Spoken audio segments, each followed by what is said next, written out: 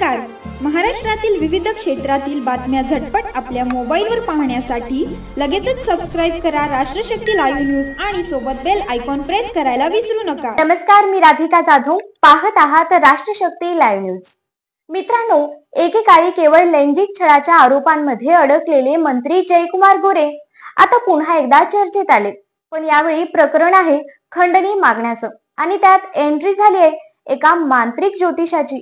घटना कशी उघडकीस आली तर मार्च महिन्यात सातारामध्ये चारुशीला मोहिते या महिलेला मंत्री जयकुमार गोरे यांच्याकडून 1 कोटी रुपयांची खंडणी घेताना रंगेहात अटक करण्यात आली होती.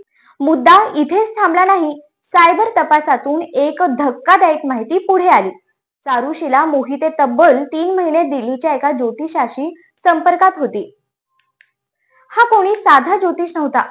हा आहे अशोक छोटूलाल शर्मा, दिल्लीच्या लक्ष्मीनगर परिसरात राहणारा, धार्मिक कार्यक्रमांमध्ये मोठ्या श्रद्धेने वावरणारा आणि आता खंडणीच्या कटात सामील असल्याचा संशयित सूत्रधार. पोलिसांच्या तपासात समोर आले की अशोक शर्मानेच चारुशीला मोहितेंना सांगितलं, जयकुमार गोरेंकडे 3 कोटीची खंडणी मागा. मोठ्या प्रमाणात डिलीट झालेले WhatsApp chat, call records cyber टीमनं पुन्हा मिळवले आणि या प्रकरणाची साखळी स्पष्ट झाली. आता या प्रकरणात आणखी मोठी घडामोड म्हणजे अशोक शर्माला साताऱ्यातून अटक करून कोर्टात हजर करण्यात येणार आहे. पण हे एवढ्यावरच संपत नाही. या प्रकरणात आता राजकीय रंग भरू लागलेत. जयकुमार गोरे यांच्यावर 2017 सालीही चारुशीला मोहितेंकडून लैंगिक शोषणाचा आरोप झाला होता. त्यावेळेस कोर्टात तडजोड झाली.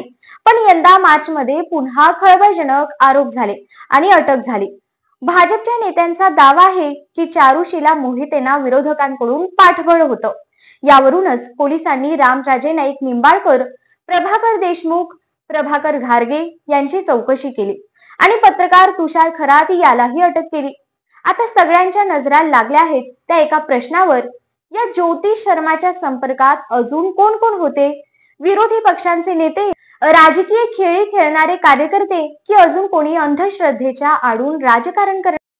पोलीस तपास पुढच्या काही दिवसात कोणाचं भविष्य घडवतं आणि कोणाचं बिघडवतं हे स्पष्ट होणारच आहे. मात्र जिथे सत्ताधाऱ्यांचा छळ, विरोधकांचा कट आणि अंधश्रद्धेचा मळवट एकत्र येतो तेव्हा ते फक्त प्रकरण राहत नाही, ते बनते एक भयावह राजकीय सत्य. मी राधिका जाधव, राष्ट्रशक्ती लाईव्ह न्यूज साठी.